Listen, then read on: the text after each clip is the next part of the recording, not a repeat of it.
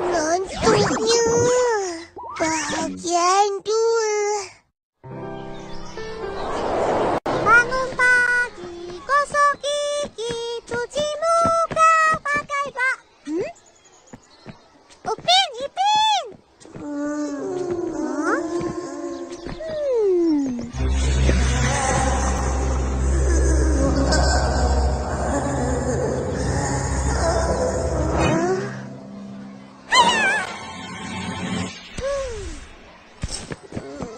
Apa sudah jadi?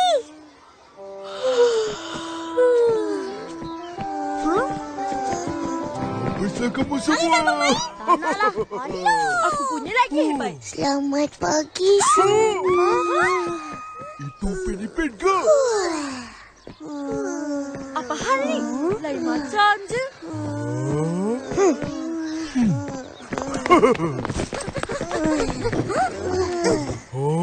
Kenapa ni? Mata korang macam panda. Yalah, sama. Malam tadi, kita orang tak tidur. Kenapa? Main. Sampai tak tidur? Korang main apa? Kita orang dah habis main Strawberry Boy. Semua orang jahat kita orang dah kalahkan. Akhirnya kita menang. Ketua dia yang paling susah tu, korang dah kalahkan. Ya, betul. Iya. Senang je kita orang kalahkan. Wow! 2-3 kuil lepas, Upin-Ipin sangat hebat. Marvelous! Ajarlah. Macam mana nak kalahkan orang jahat tu? Aku dah lama main. Tak menang-menang. Tak hebatlah kau. Diamlah. Nantilah sekarang. Haiya, sudah tidur. Ngantuk sangat ni. Biarlah dia penat. Selamat pagi, murid-murid. Cikgu Nanda. Selamat pagi, cikgu. Selamat pagi, cikgu. Jangan duduk dulu. Kenapa? Keluarkan kerja sekolah. Letak atas meja. Cikgu nak periksa.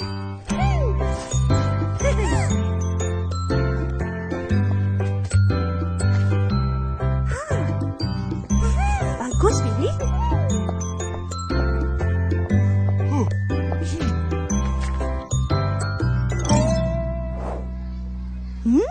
Apa sal kosong je? 2-3 kura-kura, saya lupa ada kerja. Berdiri. Jangan duduk. Alah. Bagus. Diri pun. Mana ni? Tak ada pula.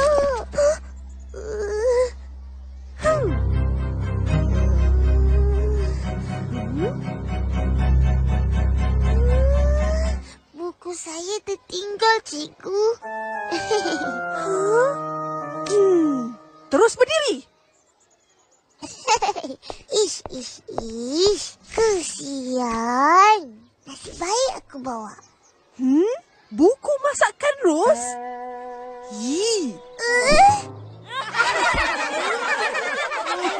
Tolong, tak tidur punya pasal. Kenapa tak tidur? Orang main game, cikgu. Sebab murah. Wah, ini tak bagus. Nak main game boleh, tapi disiplinkan diri. Jangan sampai tak tidur, nanti sakit. Murid-murid perlukan tidur dan rehat yang cukup. Ingat tu ya. Baik, cikgu.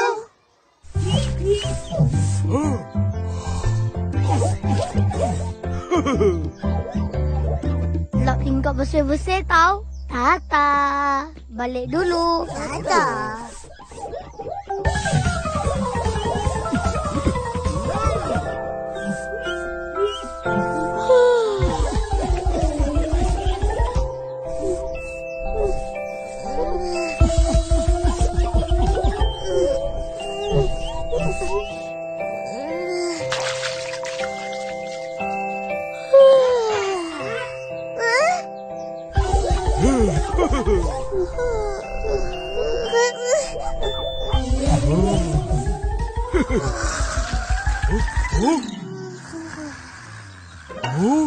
Upin, Upin.